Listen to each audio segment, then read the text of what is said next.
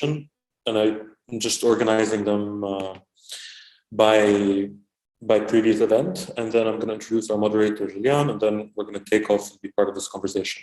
This is streamed on YouTube. Everyone that's part of this can drop us a question in the chat. We will either pick it up, or if you'd like to speak, maybe if there's a moment where you would like to unmute, let's try to do this as organized as possible. So the first conversation we had was with Yazan Khalili, artist and co-founder of Radio Al-Hara Broadcasting from Bethlehem. Yazan was speaking to Vikram Iyengar and Dana Roy, artists and co-founders of the Pickle Factory Dance Foundation in Calcutta. The second conversation we had was joining Ziad Siblani, who's an activist and drag performer under the name of Kawkab Zuhal from Beirut, and Aliyah Rodriguez, which unfortunately could not be part of this conversation today, dancer, choreographer, and founder of the Free Dance School in Maria. Later, we had a third conversation joining Khayyam Al-Lami, which is a musician, composer, and founder of Nawa Recordings, currently in Berlin.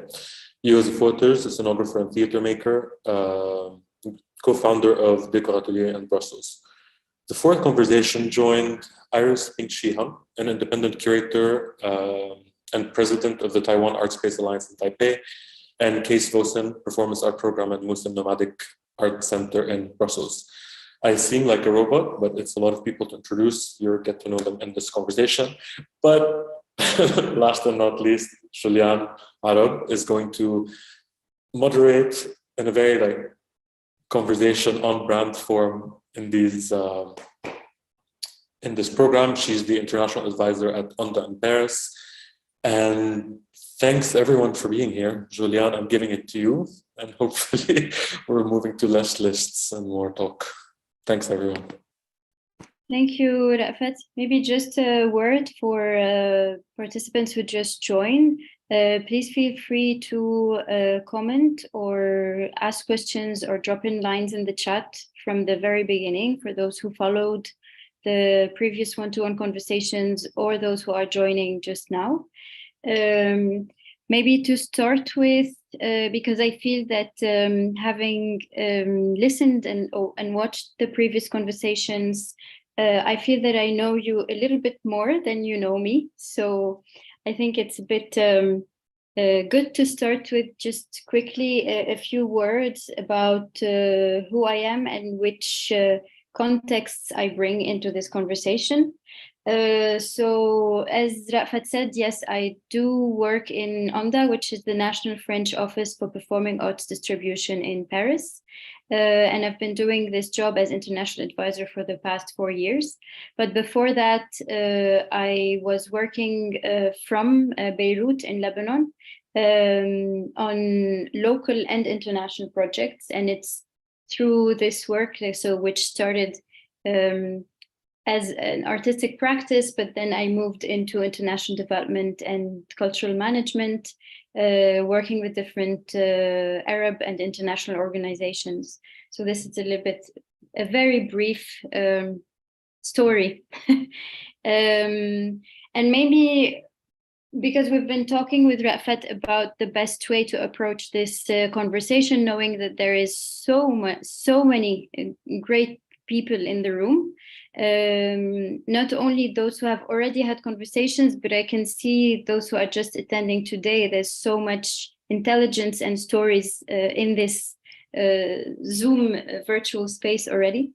And we thought that having watched the conversations, I felt there was so much generosity and transparency and honesty in the way that the conversations went. And so I think we opted for just diving into the conversation and starting with what I wanted to share is maybe something that connects me with Rafat professionally, and that goes way back. Because yesterday in the conversation I heard between Iris and Case, Iris, you say at some point how you were trying to defend conversation as an artwork. And I was thinking a lot about this because it's something that I think shaped and informed everything that I have done as a professional for many years, but without really realizing that this is a tool that I have relied on for, like formally, without being able to name it. And I think if now when I look back, for example, at one of the first collaborations I had with Ra'fat, and I'm talking about Ra'fat because you've already spoken with him. I think back to 2016 when I was organizing the IETM meeting in Beirut on freedom of expression. And I had collaborated with Ra'fat before, but then on this project, we were looking at ways of, because it's a big conference that was going to gather, it's a big international meeting that was going to gather about 200 people. And we were thinking of ways of how can we look at the tools that are used in conferences in general as not only tools that are classically produced to be presented, given to the participants and then thrown out or kept by some. And so we were having one of those long open-ended conversations where we didn't know where it's going to go, and we had no idea if we're going to find a proposition in the end.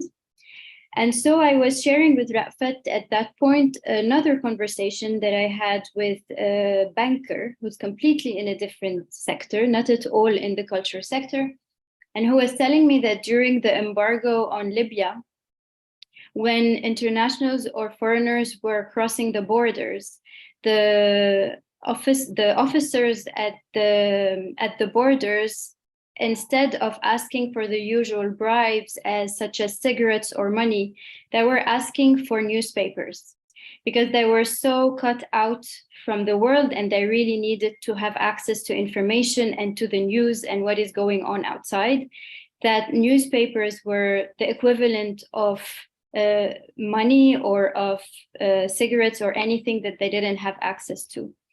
And from like one thing led to another, and then Ra'fat was like, okay, so what we're going to do is that we're going to create partnerships with different newspapers in Lebanon, and we're going to print the program of the conference in the newspaper of the day of the conference. So we had the program printed in the newspapers in 3 languages.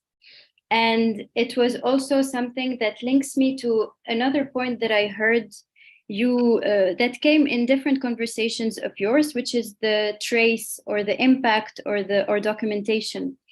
And you've approached it in very different way. It was one of the topics that you discussed a lot, Yazan, and about like how documentation has gained more power over the work or the practice itself. And then in the conversation between Joseph and Khayyam, you talk about this question of trace and impact and what is left from actions that we undertake as cultural practitioners. And I was thinking that maybe one way of looking at impact is this accumulation of conversations that we build on from one conversation to another. And I will leave it there, and I will let you react.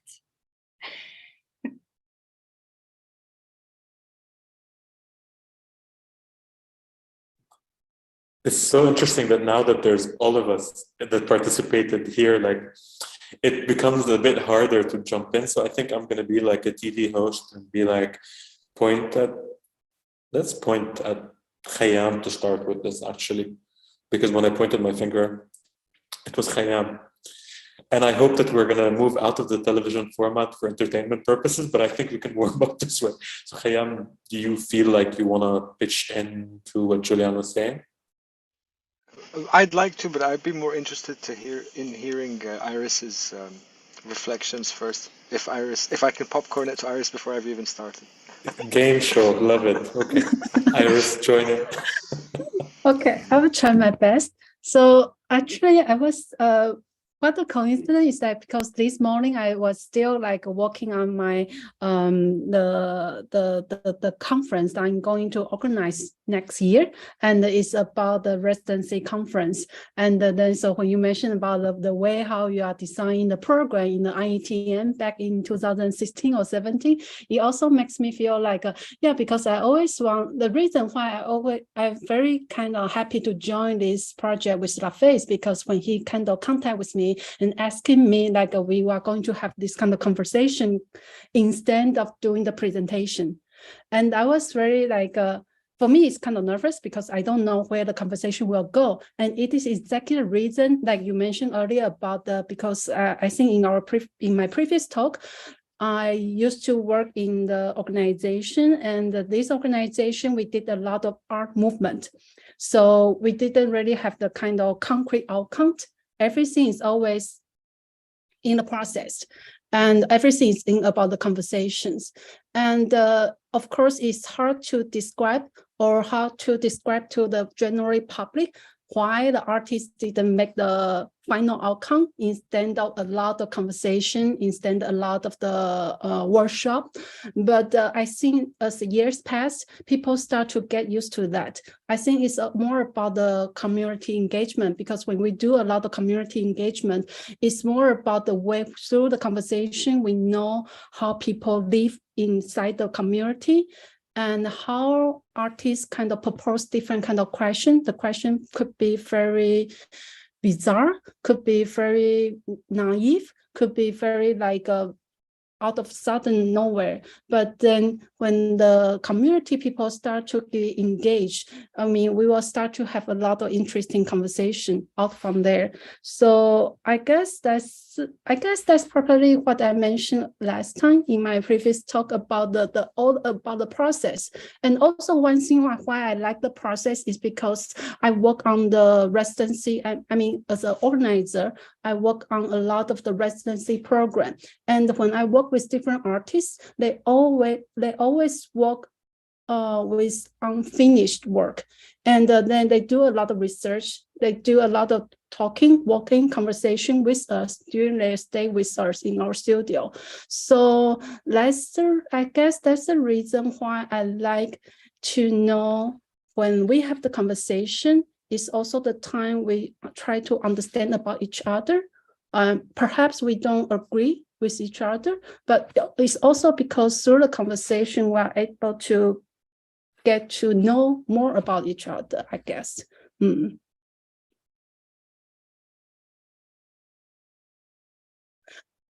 Yeah, so I guess that's about, I just want to share a little bit, but maybe see how it goes.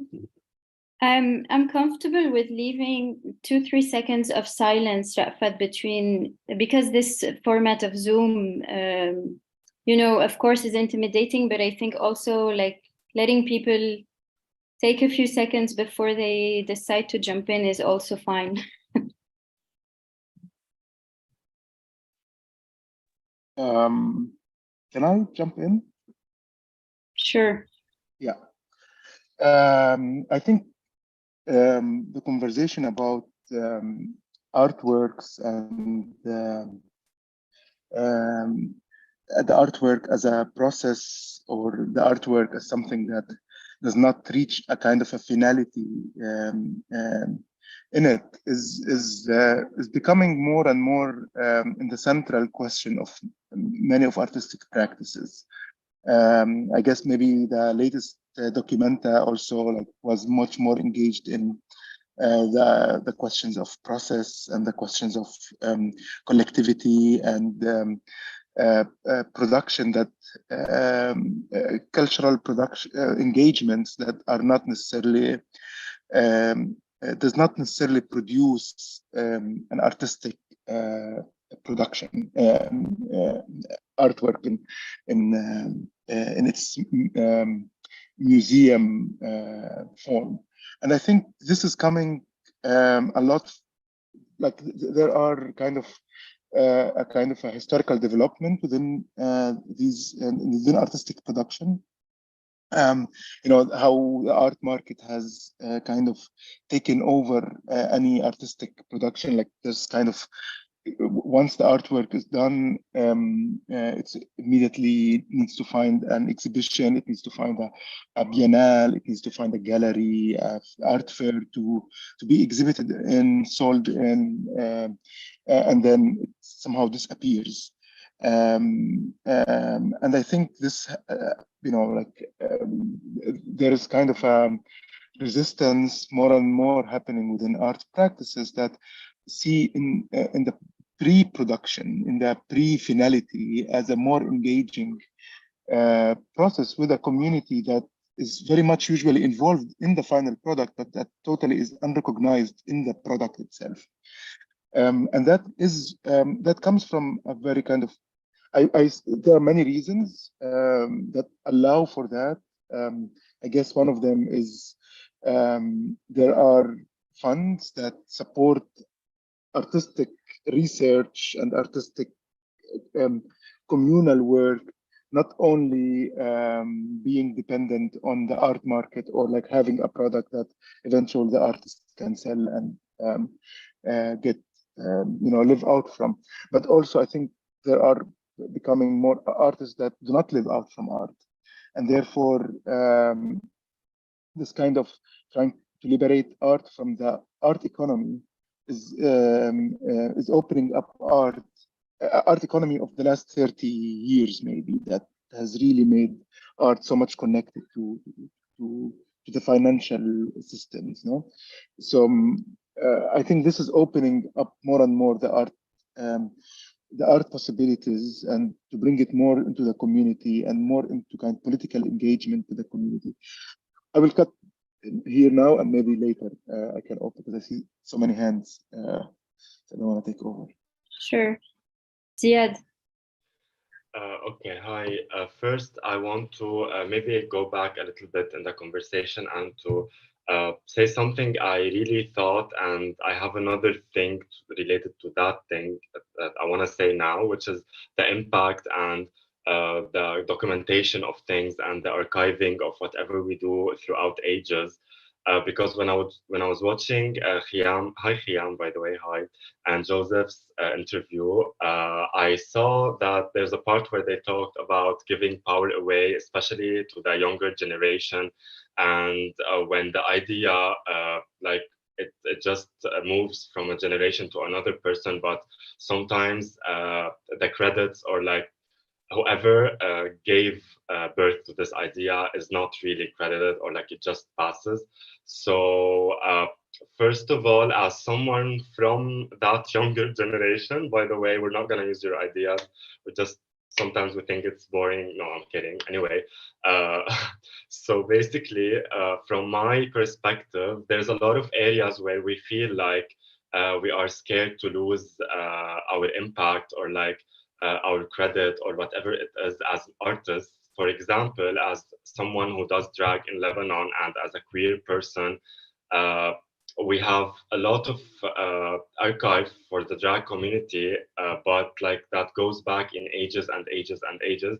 But we never had anything from them because the archive was removed or deleted or like thrown away, whether it's from people from inside our community who think that they don't want to project this image because they thought femininity is too bad, or whatever it is, whether it's from homophobic politicians, whether it's, so we don't have anything except what we started doing now, which started in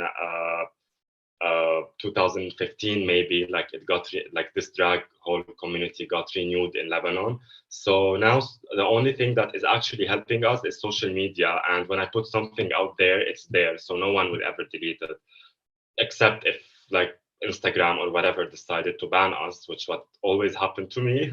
But I still figure out ways to be there, because it's interesting how like this fear of giving a power away, or whatever it is, moves from one area to the other depending on each part of the culture and how each community functions as a whole and as artists as well. So that's what I wanted to share and to say, and I will leave it to whoever wants to talk to me. Thank you. Dana. Hi, I actually wanted to respond to what Yazan was saying about, how art is so outcome driven now. You have to create for a particular, exhibition and things. And it immediately resonated with me in a completely different context, which is in our school system. So one of the things that we're struggling with in the schools is, how do you make education, art integrated and all of that? And the problem that I have here is that, again, it's very outcome driven. It's very, you use an artistic process to teach something. But actually, when you let a child sort of just create and explore and sort of have that process of just making, it is possibly one of the purest forms of artistic creation process. And I think the struggle is sort of similar, but in a completely different end of the spectrum, in a way, in a completely different, you can see how the synapses fire, sorry, the synapses fire, how the discovery is so rapid and so fast with really, really, really young children. But because, again, they are driven towards, how can you document it? How far have you gone? How, what are you going to display, or whatever it may be, even if it's not necessarily an artwork that they're creating, but a process of discovery through an artistic process. It's interesting to me that at these two very, very different ends of the spectrum, whether it's, on a international scale, artistic exhibition level, or whether it is a child in a classroom who is given tools to explore, and it could be so open and so nurturing in a way. It's almost the same trap that is being created so it was just a connection that I made there. We go back to you, Khayyam. Thanks, everybody. It's nice to start at one place and have all these inputs that end up kind of activating the network that's in one's mind. There was also a comment in the chat about this idea of documentation gaining more power than the practice itself. And Noemi is asking about how artistic exchange can be documented in a way that an extended network can benefit from the learnings, and where does this power gap come from? And throughout everybody's interventions, I was thinking back to your original point, Julian, or your point of instigation about this idea of traces and impact. And about conversations and the power of conversations. And one thing that I've learned over these last couple of years, specifically through the pandemic and through the amount of online talking and the meetings and gatherings that have been going on, is actually I've been trying to learn how to cultivate conversation. And I think even with Dana's point about trying to allow freedom for children or students or anybody to engage with the subject in a way that's more open-ended, without trying to box them into following a specific process or reach a specific result. I think we still need to try and cultivate our abilities to engage with that kind of freedom in a way. And it reminds me a little of these anecdotes, reality anecdotes that we hear about animals that were caged in a zoo, and when they're put out in the wild, they behave in the same way that they behaved when they were in the cage, because they were unable to engage with their surroundings, and it takes them time to start to trust the environment that they're in and what they can do. In some ways, it feels like the pandemic and all the questioning and all the conversations that happened also put us in this particular place where we're forced to have these conversations. And the same thing was happening in the art world, where even in the music world, and I think all the performing arts and creative practices, we're all expected to have something to say and some kind of positionality and something to contribute. But I think that's something that we really still need to cultivate, the ability to listen and actively process what's going on, the ability to reflect and take time. Those moments of silence are so valuable, even if it's just 2-3 seconds. I think that's something that's going on. That's something I've been trying to engage with and learn from, because that's, for me, is the way that I'm able to feel the impact of a particular conversation. Like what happened between me and Joseph was completely unplanned in that sense, but because it was so sensitive and there was this tempo, it had this very specific tempo, that there was enough space in there for me to be able to take away from that conversation and carry some of those ideas with me. But that I also feel like that's something I still need to cultivate. Maybe I pick up on that because in the conversation, it's something that also came up in many conversations, is this question of temporality, of what of the time that the system, or of the time frames that the system has kind of imposed, which no longer allow for conversations of this type, or at least to say what you were saying, Khayyam, like to nurture or deconstruct reflexes that are, or reformat our ways of dealing with conversation. And maybe I can say that it's something I feel, because now I've been working in an institution for 4 years, that there is an institutional system or an institutional frame that leaves very little space for this type of experimentation of trying to go back to open-ended processes. I don't know, because I heard you say this case also with regard to saying that there is no time for this type of conversation, and it's actually the core of what one needs to do in an institution, in the sense of staying connected to what is occupying the people and artists and community that we're working with. So I don't know how you deal with this, with these limitations. Case, maybe you want to develop a little bit more this idea. Yeah, it's also the constatation that I make now in this talk. There is so much need to have these conversations, to explore, to documentate, to the contrast with the kind of classical programming, or the time frame there is, or the logics in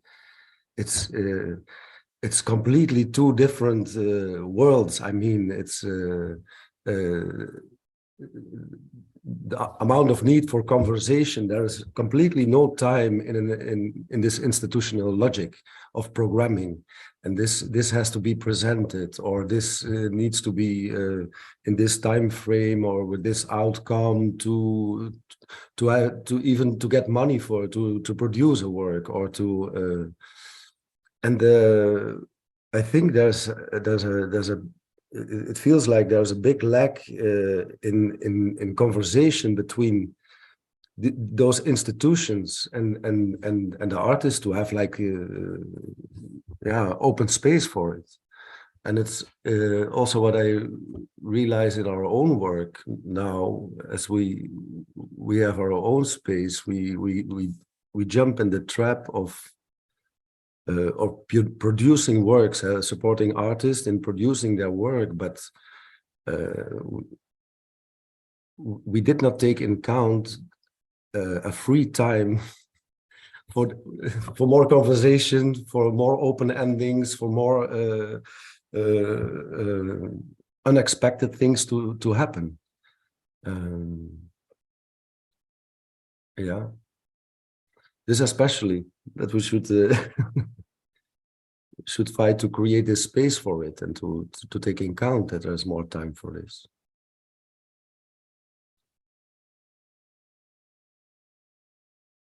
Khayyam, you want to react, or this is your hand from before? No, it's a new one.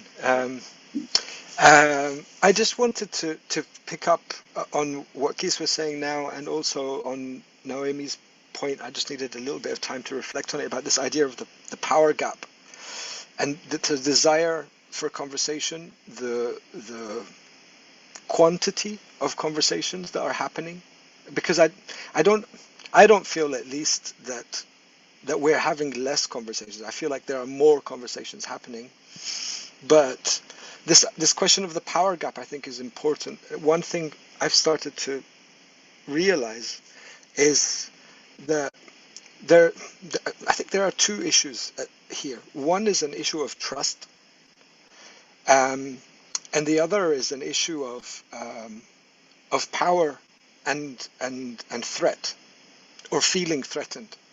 And this also goes back to Ziad's point about people being able to let go of something, or to cede power, right?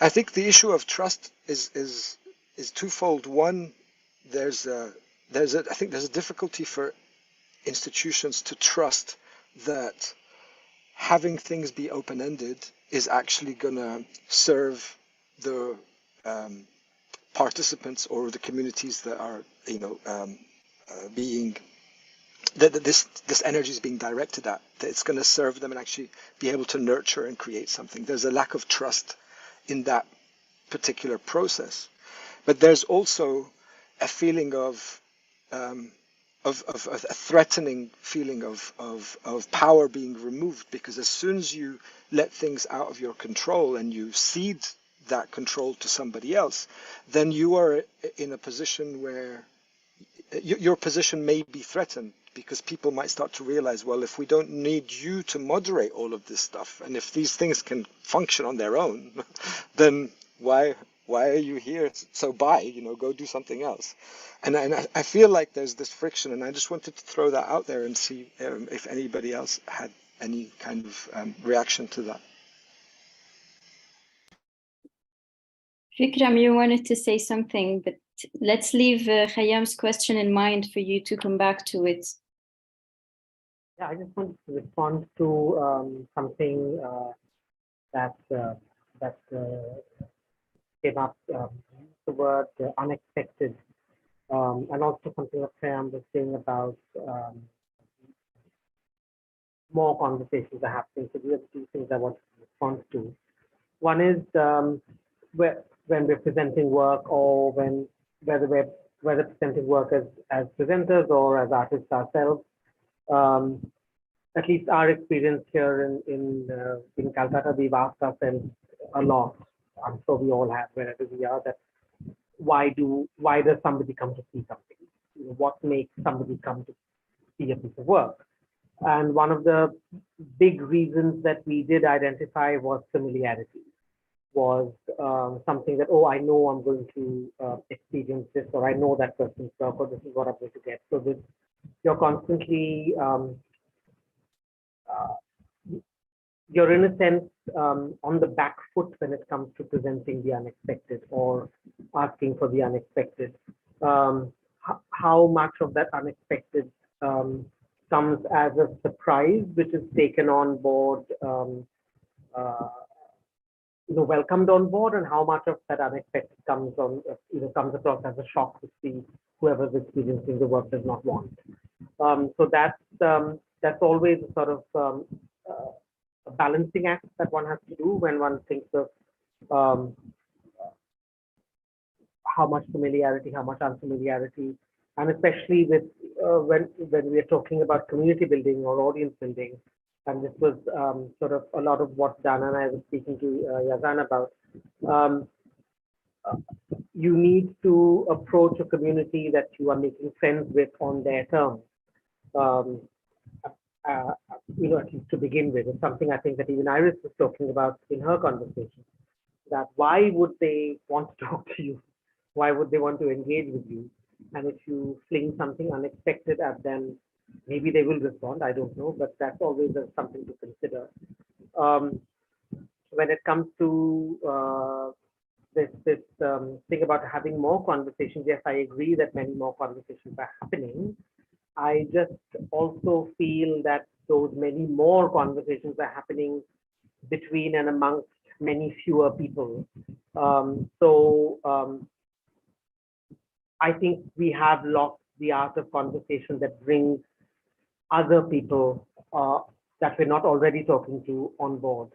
And that, I think, sort of goes back to also the privilege of having a conversation. It is, not everyone has access to conversation. Not everyone is privileged enough to be part of conversations. In fact, something that I carry with me since my first ISPA conference in 2017, at this some round, what do you call an open table or something, where people can come to the table and talk. That kind of format was happening, and we were talking about privilege, and somebody said very clearly that yes, I have the privilege of being at this table, but I'm only allowed to be at this table if I bring someone else with me.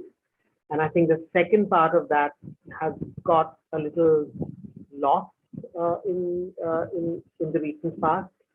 So yeah, I'll just leave it there. Those are the couple of thoughts I have. There's a lot to pick up from Vikram, but I'll let Ziad take over. Okay, about what Khiam was saying, I love the fact that you called it trust of issue and not trust issues, because there's a thin line, and I do believe they can both combine when it comes to a career and like a dramatic person. However, what I was like thinking of is very interesting how also sometimes yes, there's a lot of trust issues or like issues of trust in those places of documentation, and who we give the power to and who's in charge and what's going to happen, and we actually are we the ones who are in control of our creations or whatever it is. But I also want to shed the light on how sometimes you don't actually you give credit to things that can actually be used in way many other things, and not very directly or clearly. As I'm speaking now, like this is the same way it happens.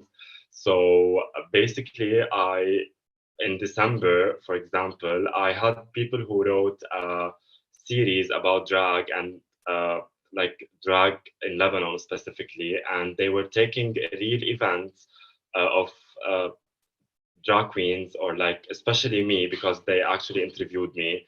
And when you realize later that they got a fund, for example, for that, and it's gonna be filmed, so while some of us can be struggling to actually make it on the daily life, so in those cases, it's also very weird that this is an archive, and it's documentation and it's credited, but is it like actually ethical, or this is where ethics also can not be in the same area of documentation, or like the ethical actually part of it. I don't know if I'm making sense, but it's coming from a very like inside of my head directly towards Zoom, because this is actually the first time I communicate this. So I'm gonna leave it here, and yeah, thank you.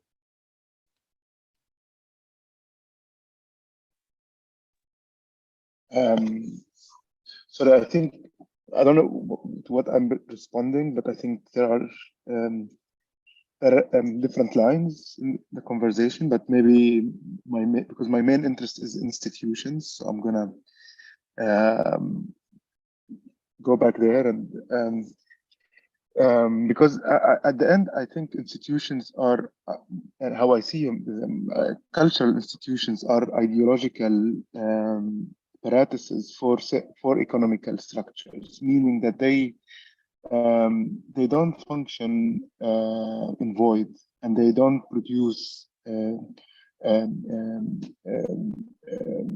kind of an absence of a political structure, no, or a political result.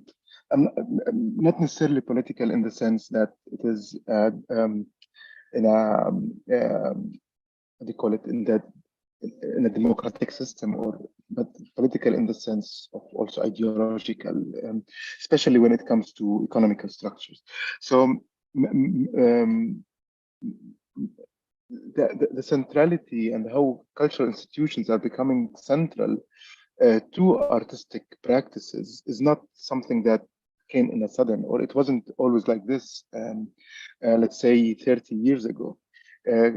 Cultural institutions are a result of the changes in economy and the way that economy has become so central. The financial economy became a central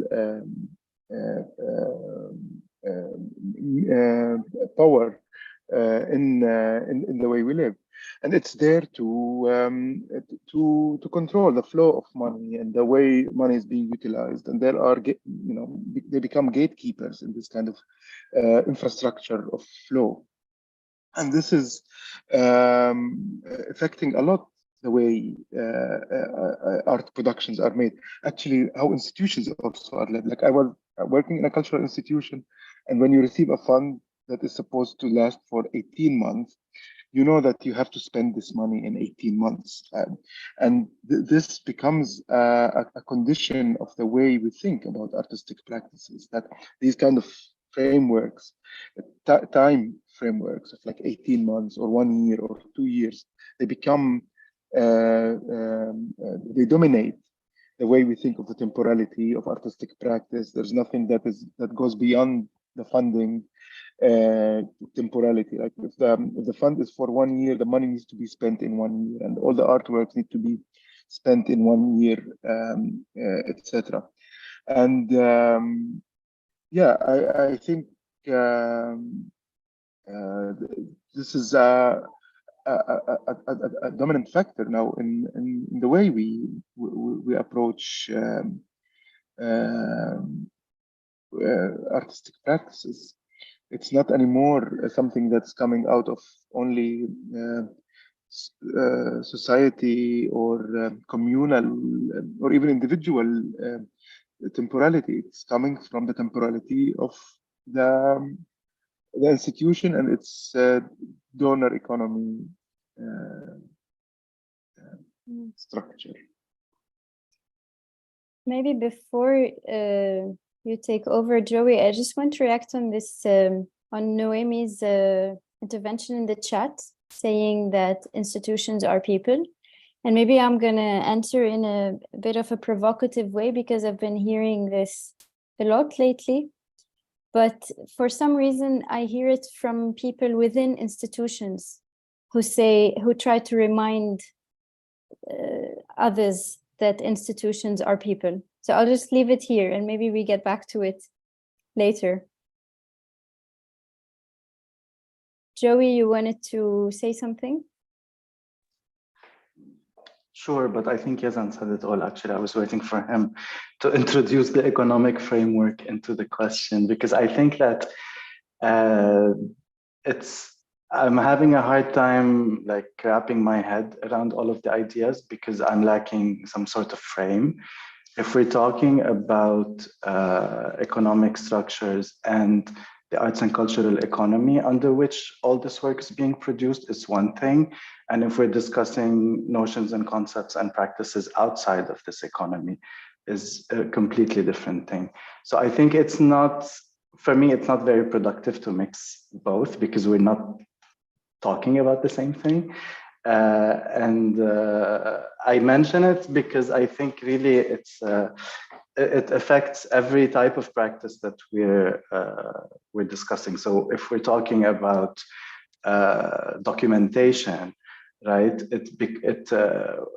If we're discussing it under the cultural economy framework, it is a question of metrics and impact measurement and documenting for reporting, etc. If we're discussing it outside of this economic lens, then it's a question of transmission and how are these conversations alive outside of, you know, the rigid institutional frameworks that we're drawing. You know, I just wanted to bring in the economic framework and also related to it, the governance frame, which is, I mean, it's a question of also related to the economic question, because it's decision-making around the allocation of the resources. So basically it's about the resources, their distribution, and then the decision-making around those distributions. And whether we are living in, or whether we're operating and discussing under the realm of this cultural economy, under which I'm presuming most of us exist and function, then it's a separate question than open-ended conversation. Of course, I mean, I'll leave it at that, and I will come back later. Yazan, you wanted to react, or it's Khayyam? Yeah. I want to, I'd like to pose a counter proposal to what Joey's saying, that actually I think they are, I would say that all of the issues of trust and power are at the core of both those delineations that Joey just referred to, one being the economic one, one being the kind of practical contribution one. Because for me, for example, if a funding body is imposing upon me that a certain amount of money has to be spent in a specific period of time, just to take the example that Yazan brought up, then for me that indicates a lack of trust that I will deal with this financial contribution in a way that is meaningful or according to the terms that we've agreed on or whatever. And I think these issues of trust and the power dynamics are at the core. And I heard something similar from what Vikram was saying earlier about trying to develop audiences. Ultimately, in order to be able to present audiences with the unexpected, the audience needs to be able to trust the curatorial practice and the space that is happening in, whether it be a tiny little punk club or, you know, a full-blown state-sponsored institution. That level of trust needs to exist. And so I just wanted to throw that out, because I think if we try to dig a little bit deeper on a philosophical or a psychological level, even within all of these problematics, I think we're able to point to very specific human relationship issues that ultimately are to do with power and control and trust and feeling threatened and all of these things that tend to govern all the other stuff, and for me make all of the other things seem very reactionary when in reality we need to try and get to the core and deal with that core problematic. That's just my opinion.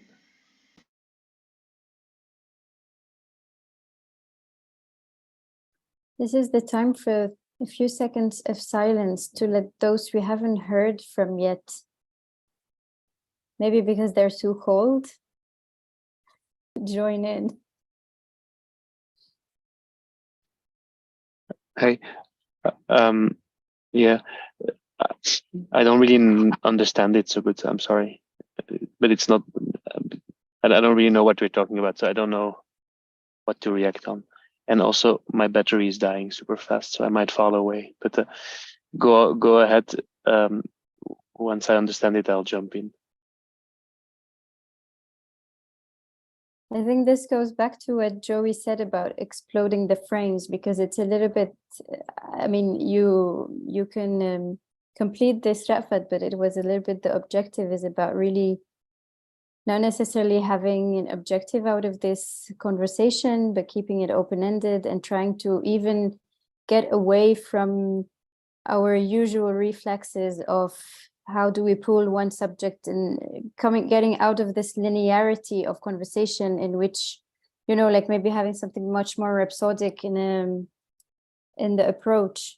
Okay, so, if it's the goal, then I can make it more complex. Yes, that's the goal. That's good.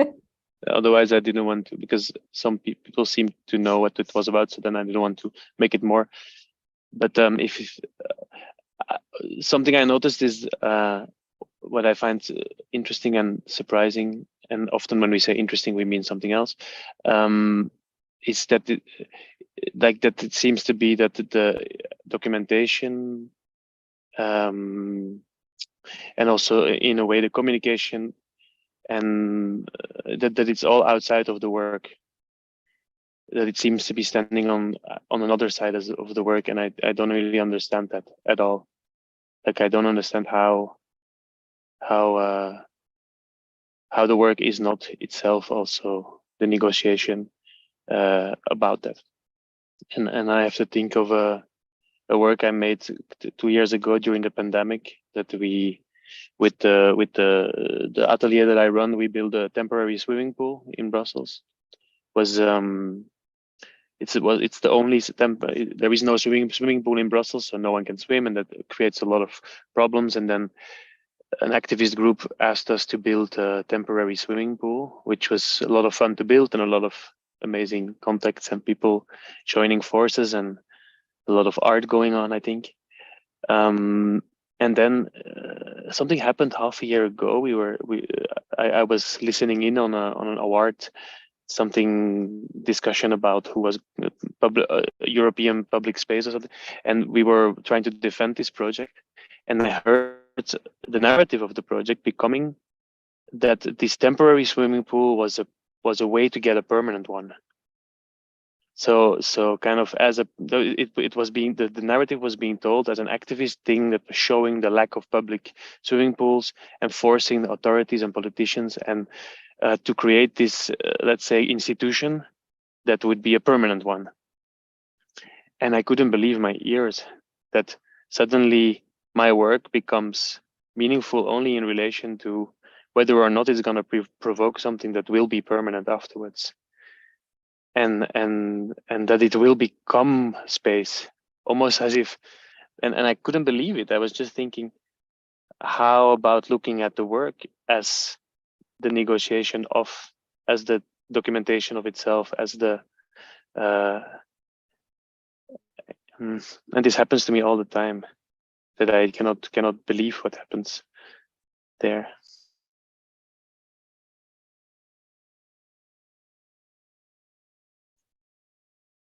Rafat, I have a question for you. Hey, Abina. You know, I was thinking about the word prototyping, and when we talk about institutions, I mean, one of the definitions is to think of institutions as entities that create norms, right? And I was wondering, like, this approach of trying to deconstruct conversations, but also to put them forth as prototypes, are you trying to institutionalize conversations? So that we would never speak again, if that's the case. You know, like protesting speech. I think I wanna build a little bit on just this idea of prototypes, because it has a bit to do with, like, I enjoyed a lot the disruption kind of that Joey did by framing, and then kind of the what Joseph was saying about kind of what the work is, having to kind of like pin it somewhere as if the work isn't the work. Like, one of the reasons why I've been working with prototypes a lot is because I realized that I've spent so much time writing project proposals, to the extent that the project proposal became the project much more than the actual project. So I just started selling it to institutions that my proposals are the projects. But then bit by bit, I started scaling it up to the extent that the proposal became one-to-one. And then the proposal became the project, and then it became a prototype. And then when someone wants to attack me with a KPI, I would tell them that it's a prototype, so we're testing. And I feel like it was kind of a loophole, because like a lot of people in this conversation, I'm someone that is an artist that fell into both voluntarily and involuntarily the process of making an institution, just because there was kind of this choreography with governance that feels so broken that as an artist, it's a very interesting question. Like, what can I do as an artist to fill in something that the institution is trying to create so that I can be an artist? And it felt weird. And there's a lot of like negotiation between politics and economy and like cultural practice, which is what I've been most excited to hear about a lot in the one-on-ones, but also now. It's just like, we're not necessarily anyone talking about the specifics of their projects, but rather kind of the world that is being generated, or the world that we must endure or enjoy in the process of making things, whether we're part of the economy in order for us to pay rent, because technically it's not the most interesting place to deal with or write an application, etc. And I just feel like with this opportunity, specifically with OpenScape, the fact that it was like a very loose assumption of space, I think, that we were just hanging around as partners in a project that was born out of a situation that no longer is relevant. I felt like maybe we could pay people like economy, #economy, to sit down and have space and think, but make it confusing enough so that it's generative in the actual conversation, but structured enough so that we can invite people to care about it, right? And I don't think that my goal is to institutionalize conversations, but to also just present them as what they are, which is what we have outside of what we pretend is work, but it is where all the work actually happens. Like with most of the people that I care about in this conversation, I rarely have common projects, right? I mean, of course we have, but it's just literally all the downtime, supposedly, where we really, really get super honest about everything that we do is this. And I feel like if we admit that and just give it actual space in the practice, it could be interesting. And this is, I mean, a lot of these conversations have been super inspiring for me. I don't know what to do with this inspiration, but there's something that I think is worth pushing. I mean, we're all gonna turn this off later and continue writing an application, but meanwhile, there's something. And I feel definitely not institutionalized conversation. I hope, actually, I'm happy I rambled in a way, like I was going to apologize for my ramble, like I apologize for my long emails. Anyways, so yeah, that's my response.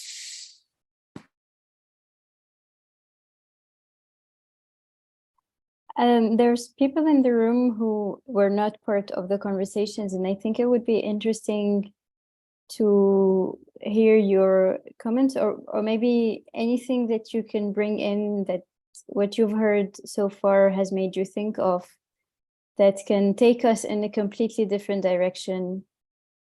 Anything is welcome. Also, we don't, the idea is not to go linear at all in the process. Ziad. Yeah, I just wanted to say a very small comment as a joke. So Jacqueline once said, institutions also spell intuitions if you were dyslexic. So that's for it, and thank you.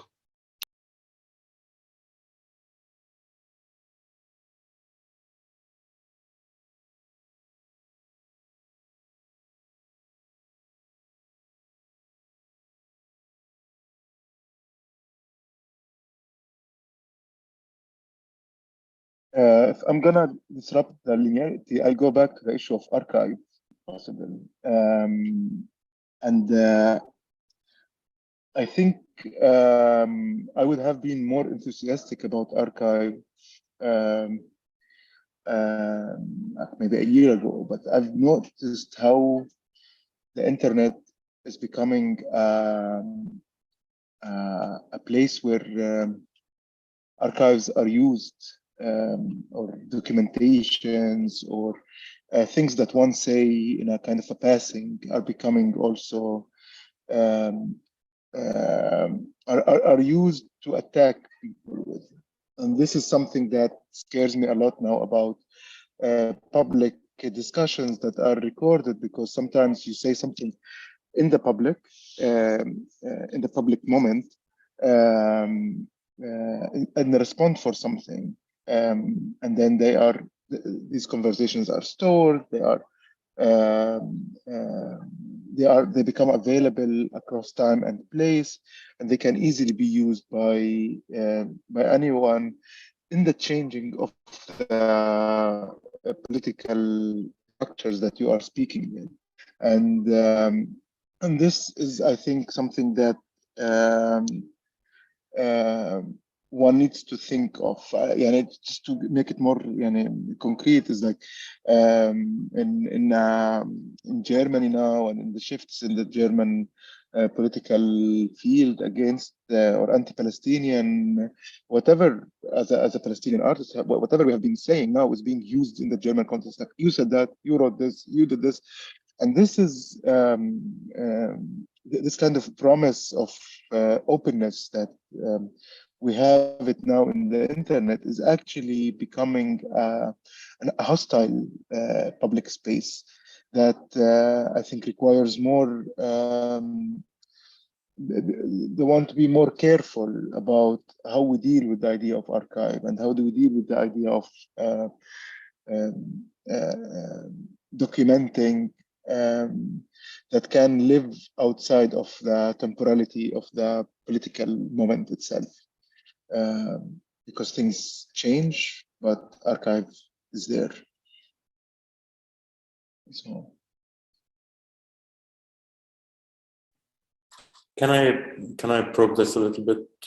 I just feel like it's interesting that you're mentioning this, given that you're a co-founder of Radio Al-Hara, right? And I felt like one of the, I want to ask you the question that you asked, because there's something very interesting about the positionality of the word that comes to mind now, we can rectify it later, like dominating airwaves by, with a station that is coming from a place that is surrounded politically, and then but also using these airwaves to amplify political kind of positionality. So I'm just wondering how you would respond to your own question within the institutional practice of Riyad Al-Hara, because I find that one of the most inspiring things about the project. So I'm curious about that from the perspective of, I had a very naive reaction, and I thought that, does this mean that when we're doing this, we need to also create care packages, not care packages, but care practices or safety practices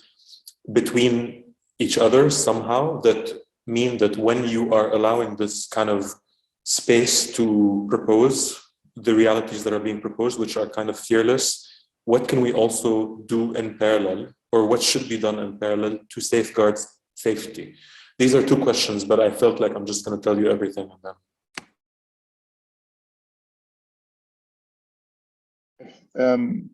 I should go. I'll answer the first one because I understood it better. So in Radio Al-Hara, we don't have archive. It's you only listen now and hear to what is going on. So whatever is played on Radio Al-Hara, after it's played, one cannot go to it on Radio Al-Hara. You can find the producer, maybe they archive it. That's another thing. But the radio itself is about collective listening, meaning it only happens at that moment. We listen together and we forget together, and then we move on together to the other thing.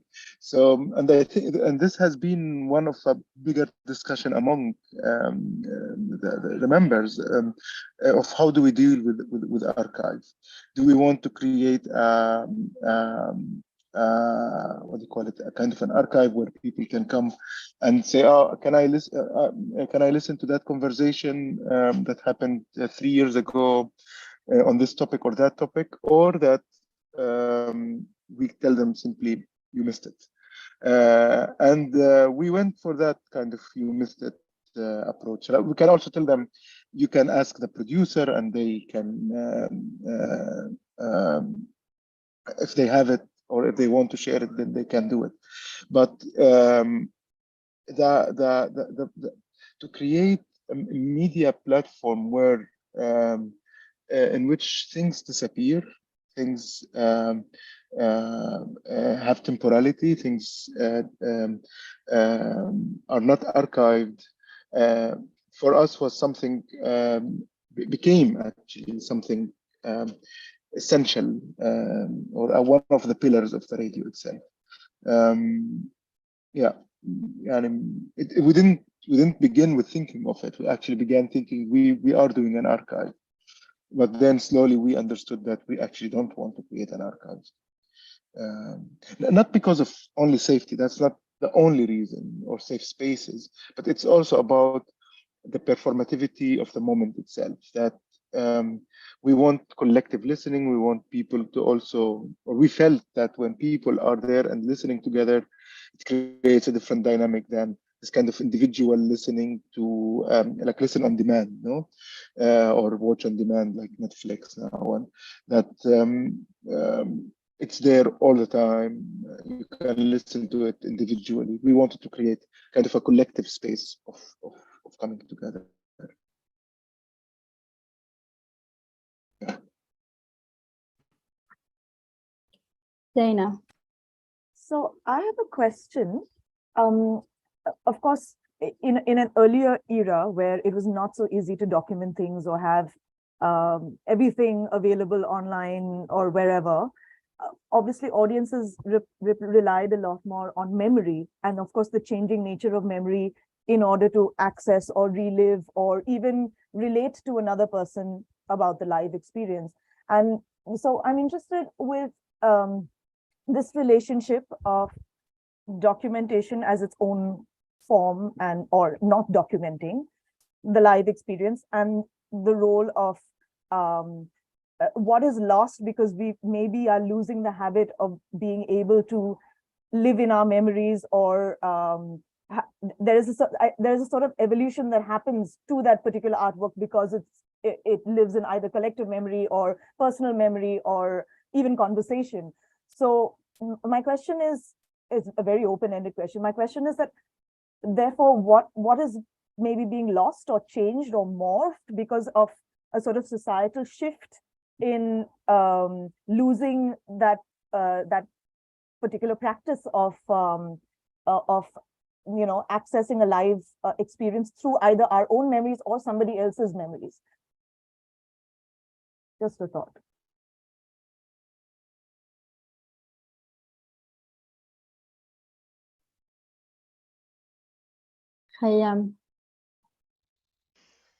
Thanks for that, Dana. For me, I feel like this also has to do with what we were talking about earlier with regards to listening and the quality of conversations. It feels to me that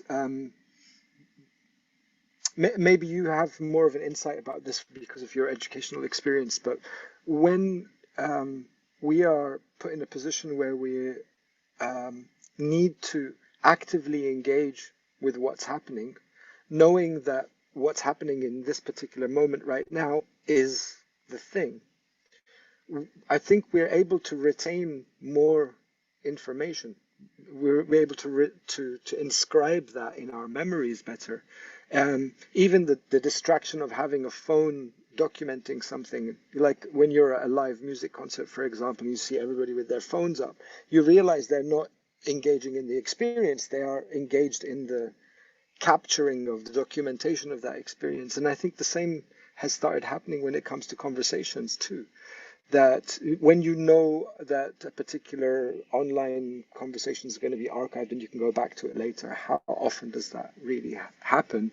Have we actually cultivated the skill of being able to sit in a conference or in an artist talk and retain that conversation and be able to react to it, whether it be, positively or negatively? Like Yazan was mentioning earlier, this weaponization of archives, this weaponization of documentation has also become a big problem, whether it be in cancel culture or whether it be in political situations. And again, I've just been trying to think a lot more and self-reflect about this, the quality of our interactions and how can one create an environment in which we can retain more, which goes back to Julian's opening comment about traces and impacts as well, I think. Yeah, maybe I just want to comment before giving you, Rafat. I just want to comment on something, Dana, because I think what you're pointing out as well is this dominant way of documentation, which is not necessarily just documenting, but kind of what is that everything, no matter what the experience is, ends up looking the same. And we know that this type of process, it's not new. We know that a lot of forms of cultures have been excluded from a lot of what we know today because they didn't fit into the dominant form of transmission or documentation. I'm thinking of orality. I'm thinking of everything that isn't in a written form that was not documented in this way, and that then got lost. And something that I struggle with a lot in my work is, how do we avoid this uniforms, like making everything look the same? And I think hearing you, I think each one of you is trying to work against this. I mean, I hear it when you say, how do I take shape, or how do I position myself with regard to a context?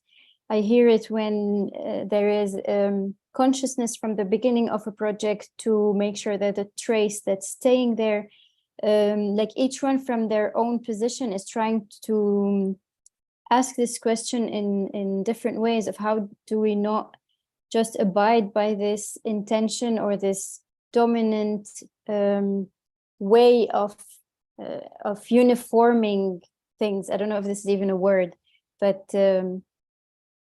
now you can go with Rafat. I think you brought it a bit closer to kind of a question that I had. There are many entry points to this conversation of documenting, and I feel like the one I also want to put forth is something we're being very implicit about, and it's power. Like, my question is, are we interested in power in a way? Because like, when a lot of like the reference is remaining, at least in the way that institutions and artists circulate and practice, is that the West, or let's say the global North, has accumulated so much documentation that we need to refer to even work that happens in the South and the North in a way that it has accumulated a referential power.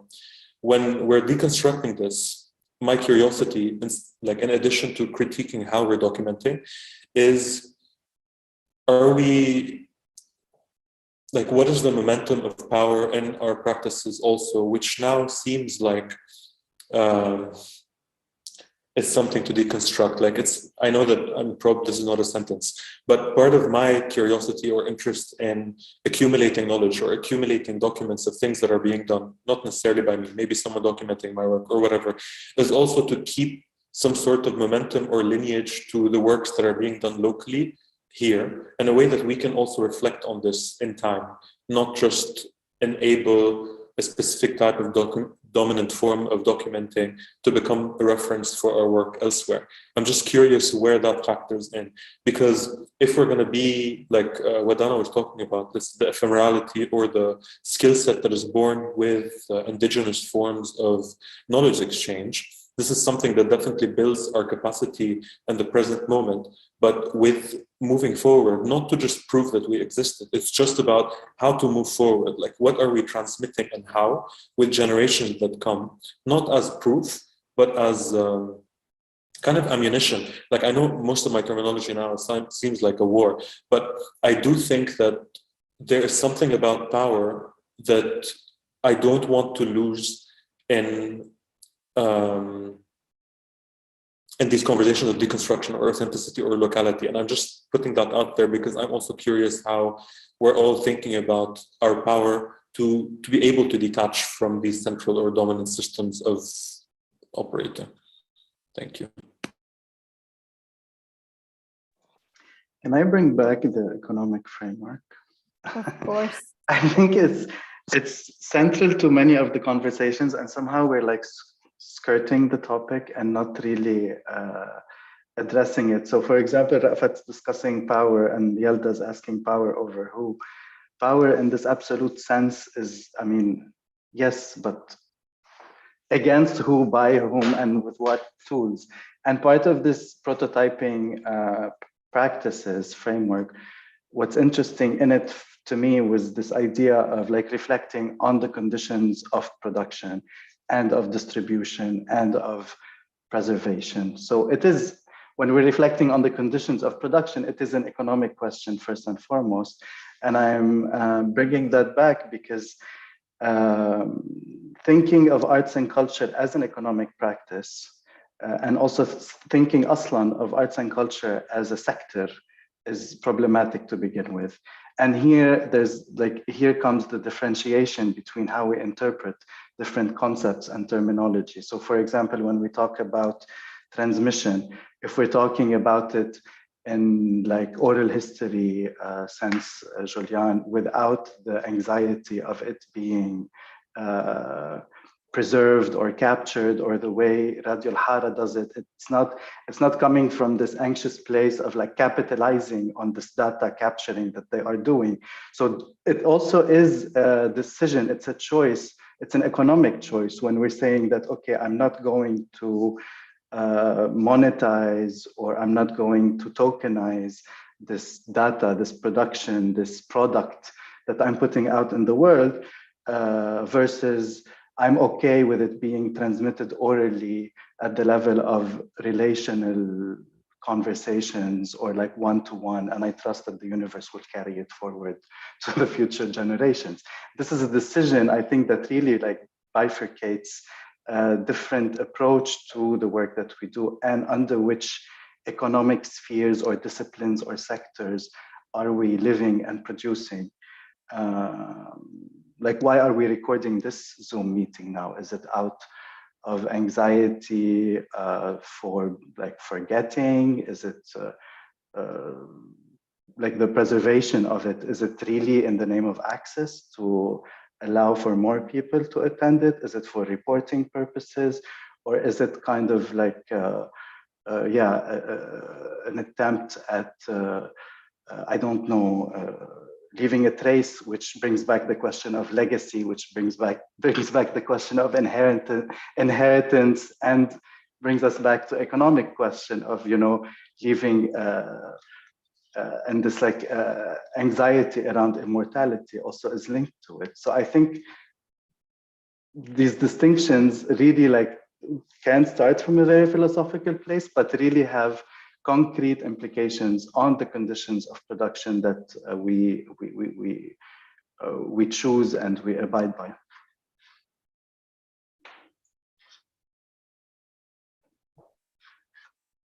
Vikram? Yeah, thanks for that, Joey. I do think the economic framework is something that is very important to consider, also because, but also to qualify that there is not one economic framework, there are many. And I think each one of us in the boxes that we're in, each one of us comes from a different economic framework. So again, how one understands that term is very, very different, and therefore how one relates to that term in terms of documentation, yes or no, should I do it, should I not do it, is also very different. But what I wanted to also connect that to is what I was saying about the power. But I want to actually, coming from sort of a training as a classical performer, just to propose the question, what do you lose if you document, and what do you lose if you don't document? Because there's no, you know, we're never going to arrive at an agreement. For example, if you look at, you know, Rafati was talking about the global north having just built up this reams and reams and reams of documentation for God knows what reason, and coming very much from the global south, where oral knowledge is passed on predominantly, you know, through oral tradition, and therefore going back to what Dana was talking about, how is knowledge then preserved? Knowledge doesn't become something that is one thing. Knowledge is interpreted every generation, and then passed on in a certain kind of way. And even within a generation, depending on who's passing on to who, it gets reinterpreted, and it, in a sense, metamorphoses, it multiplies. So there is a lot of promiscuity of that knowledge, really, in that sort of an oral passing on, oral transmission. There is a text in India which has been dated to 200 BC or something, never mind. That's another thing of why documentation always has this date to it. So it's to prove authenticity, it's to prove that I thought of it before you did. There's all of that also goes in there.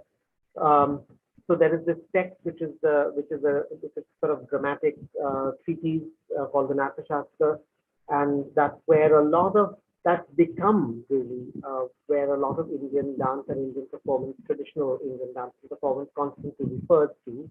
It's compared to Aristotle's Poetics. It has no relationship to Aristotle's Poetics if you read it. And what has begun to happen is that now when you look at performance, when you look at specifically traditional performance, a lot of the discourse around it has become about what is the correct way to do it because that book says that. So it's really moved away from having a practice to having a correct way of doing it. And that is something you really lose when you have a document like the Natyashastra. It's a brilliant document, but it's if you use it as a textbook to hold over people's heads saying this is what you have to do because it says so here, this is the word, and therefore this is your action, then it becomes a huge problem, and that goes back to who has the power. Does that book have the power, or does the actual practice of the tradition have the power? And the practice of the tradition should also have the power to evolve in whichever direction it wishes to, regardless of what that book wrote 2,000 years ago. So that's sort of what you lose if you document, one example. Also, what you lose if you do not document. If you look at patents, for example, in India, turmeric is traditionally used as herbal medicine for everybody's grandmother's recipe. If you have a swelling or if you hurt yourself, you put a turmeric paste on it and magically it's gone. The pain is gone, the swelling is gone.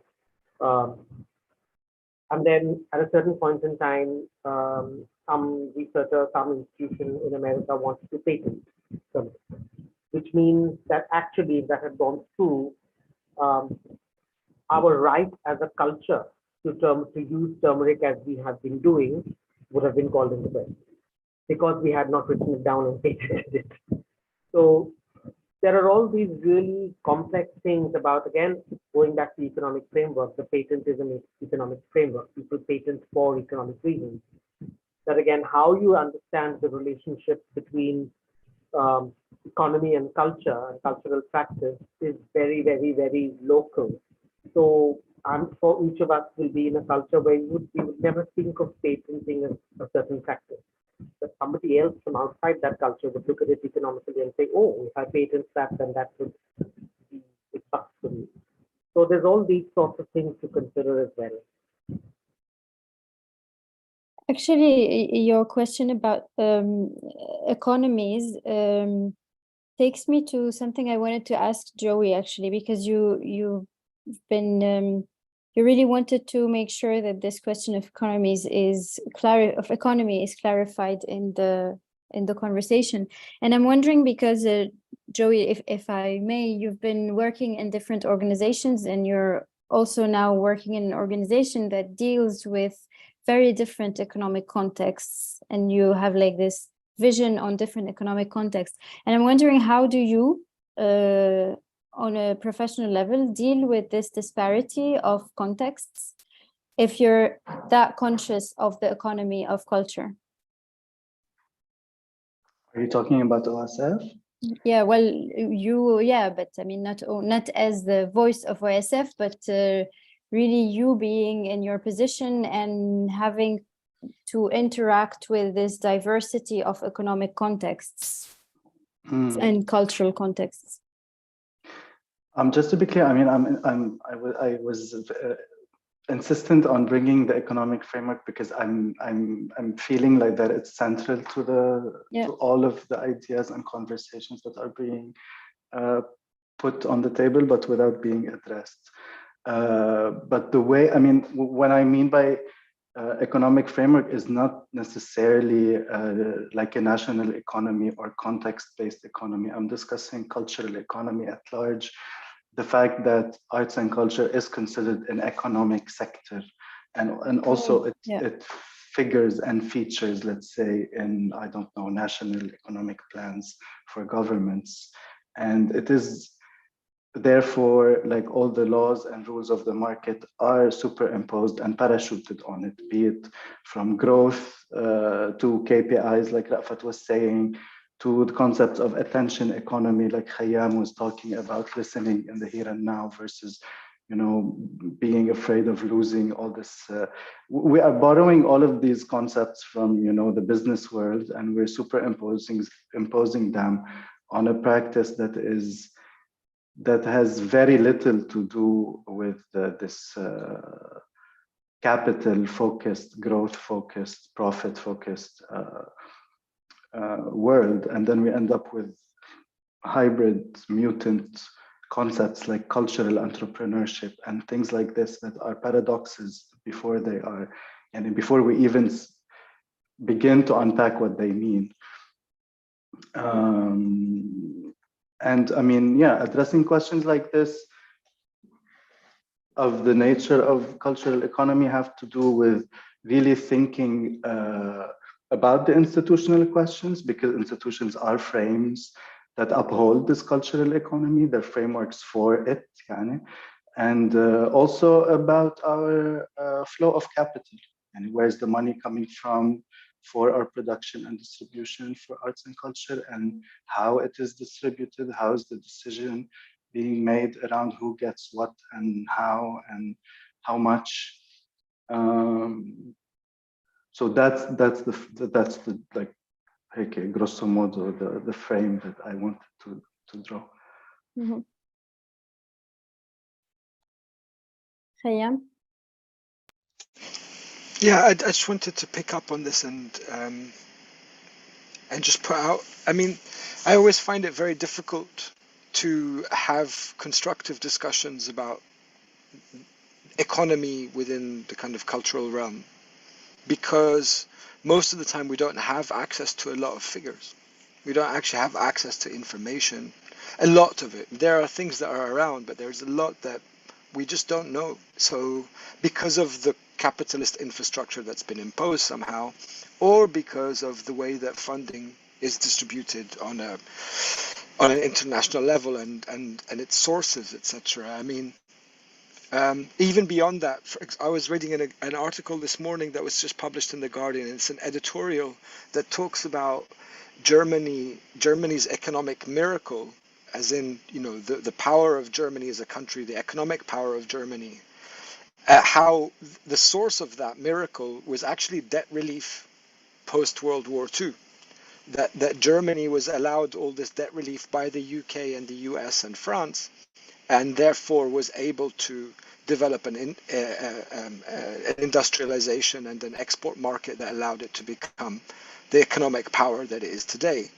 And if we think about most of the global south and the kind of debts that are imposed and how that not only suffocates, you know, day-to-day advancement, right, of life standards, but it also is going to have a direct impact on cultural production, because, like Joey was saying, cultural production ultimately is linked to these economic models and the economic flow. But at the same time, for me, over the last few years, I've been really struggling to put economy first in the conversations, because I feel like that's what everybody's doing now. It's like we can't have a conversation about anything creative without talking about money first. And I understand the need to do that if we're critiquing or if we're trying to, you know, take a step back and look at things. But when it comes to the actual production itself and thinking about what all of these things mean for us, I feel like putting money and the economics down on the table as the first thing to try and, you know, consider somewhat, I find it somewhat restrictive, and I don't mean that in a negative way, because I know it's necessary, but it just feels like it frames conversations and pushes conversations in a way that is maybe a little bit less generative and creates less trust, because everybody's feeling that, you know, the money thing is first. And I know that sounds counterintuitive, because if we were all very clear about money from the very beginning, then surely trust would be stronger, right? But I'm starting to feel like maybe that's also counterintuitive. I'm not sure. I'm just trying to think away from these binaries and see what else exists within that kind of gradient.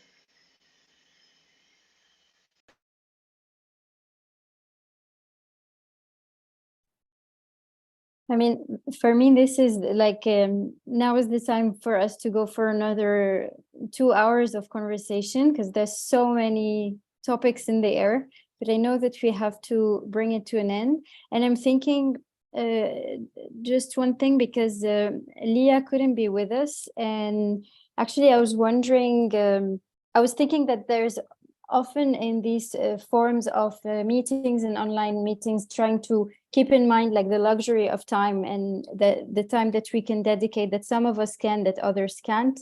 And I just want to, maybe because she's not here, just go back to something that she said and that I found extremely provocative, and maybe because we started with the conversation on impact, to finish with her vision on I think she said specifically, she said, I don't think my work has any impact on anything. And it's very interesting to hear this coming from Leah, because she's someone who's been so socially engaged and artistically engaged in her practice. And if you speak to people who have come across her work, they would totally disagree. So I was just also wanted to put this difference of perception when we speak about impact at this coming to the end of this conversation. I don't know if there is something in the chat.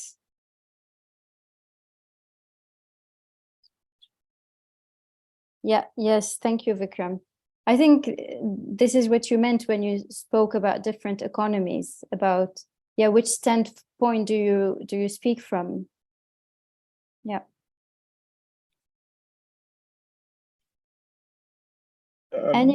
Yeah, Yazan. Yeah, I have to leave. I have to pick up my kid, but I think it's important what Khayyam was saying, that when we just speak about economy, we also forgot to speak about the works itself and the important, like the artistic practices that we are at the end also working on and engaging with. But I feel that the way the structures of artistic production that have been kind of imposed in the previous years are becoming unavoidable.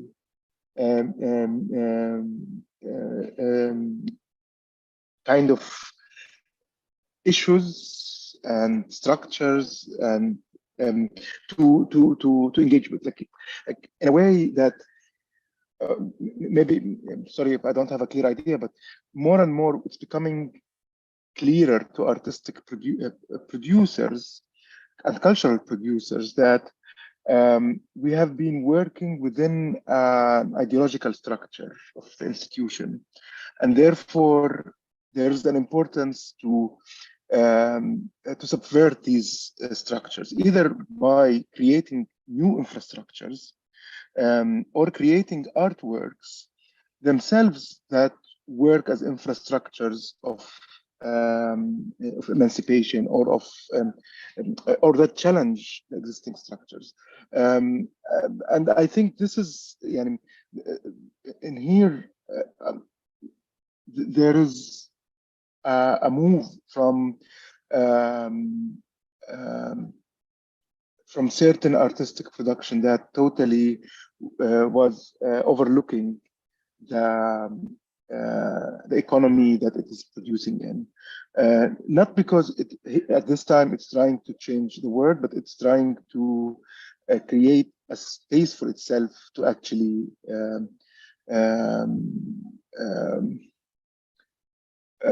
be artistic, like to not to be only an extension of that machine of financial economy. I don't know. I'm sorry, I don't have a very clear idea, but yes, I see what Khayyam's also is concerned about.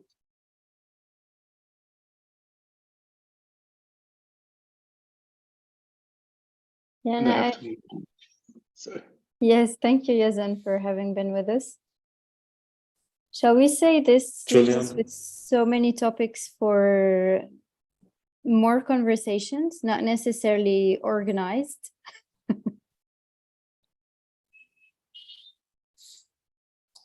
I'm thinking there's a comment in the chat by Paula about imagining new types of institutions, and I think that also kind of mirrors what Yazan was talking about a little bit. I feel like as we conclude this conversation, there's something about, I don't know, I feel like I just want to say something so that we like, okay, let's talk tomorrow.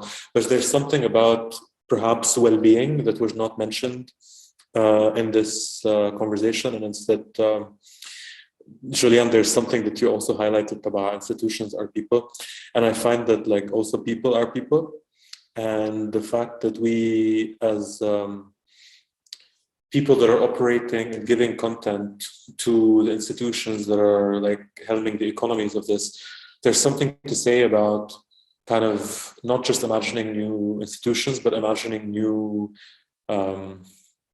like types of life that we want to be living. And I know that this also may sound slightly naive, but I'm affording myself the naivety. And just imagining the type of day-to-day that we want and the type of things that we're able to invite into our own economic balance sheets of how we're operating, right? Because if we are going to, like the only way that I can factor in economy right now is the fact that I need institutions, specific types of institutions so that I can survive. So maybe just imagining ways by which I don't need them in this way could be useful for me much more than creating. And maybe this is why projects that I usually make have a lot to do with like alternative systems or new institutions. So I just feel like maybe one thing that undertones a lot of the questions is how can we also live a comfortable life while like snapping out of the struggling artist comic, because it is affecting everyone. And yeah, that's it. I don't know. I don't want this to end, but I know everyone has a life. So let's, I'm going to shut up. Thanks everyone for joining. This has been amazing. Actually, February was fun. Thank you for responding to your emails.